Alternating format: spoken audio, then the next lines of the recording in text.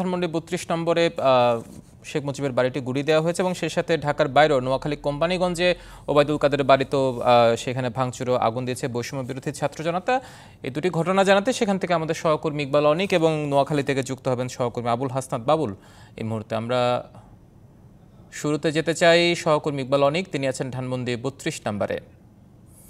ইকবাল, আপনি সকাল থেকেই সেখানে আছেন, এখন সেখানে সার্বিক অবস্থা কেমন দেখছেন? হিমাদ্রি, এই এখন কিন্তু ৩২ নম্বরে যে শেখ মুজিবুর রহমানের বাসভবনটি, সেটি কিন্তু গতকাল রাত ৮টার পর থেকে যে শিক্ষার্থী বা ছাত্র জনতার, বিপ্লবী ছাত্র জনতার যে ভাঙচুর কর্মসূচি, সেটি এখন পর্যন্ত কিন্তু চলমান রয়েছে। আমরা যদি একটু দেখাই যে ভবনটি ৩২ নম্বরের ভবনটি আছে, সেটিতে কিন্তু এখনও যে বিপ্লবী ছাত্র জনতা রয়েছে তারা কিন্তু এই যে ভাঙচুরের কার্যক্রমটি পরিচালনা করছে।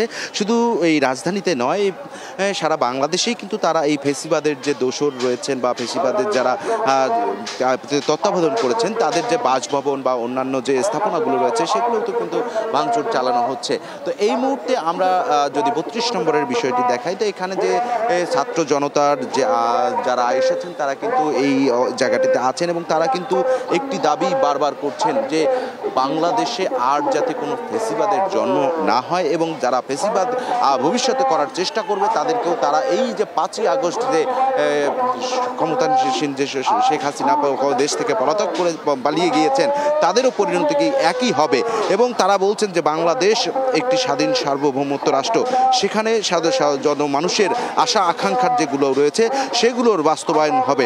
এবং এখন এখানে যারা যে বিপ্লবী ছাত্র জনতা রয়েছেন তাদের সঙ্গে একটু কথা বলবো যে এই যে আজকে ৩২ নম্বর যে বাসভবনটি ফেসিবাদের যে জন্ম হয়েছিল যেখান থেকে, সেই বাসভবনটি ভেঙে ফেলা হলো। এখানে এখন আপনারা কি চাচ্ছেন, এখানে কি হলে আপনাদের ভালো হবে?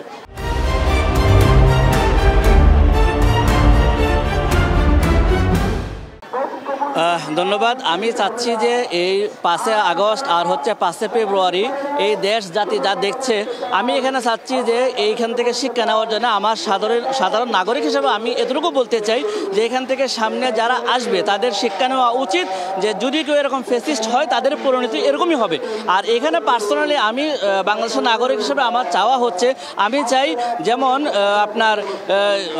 আপনার মোহাম্মদ সাল্লাল্লাহু আলাইহি ওয়াসাল্লাম যার শত্রুতা ছিল সেটা টয়লেট বানানো হয়েছে আবু জাহেলের। আমি চাই এই বাসভবনটাকে যেন শিক্ষায় পরিণত হওয়ার জন্য যেন এইটাকেও যেন আমাদের পাবলিক টয়লেট হিসাবে করা হয়। ধন্যবাদ আপনাকে।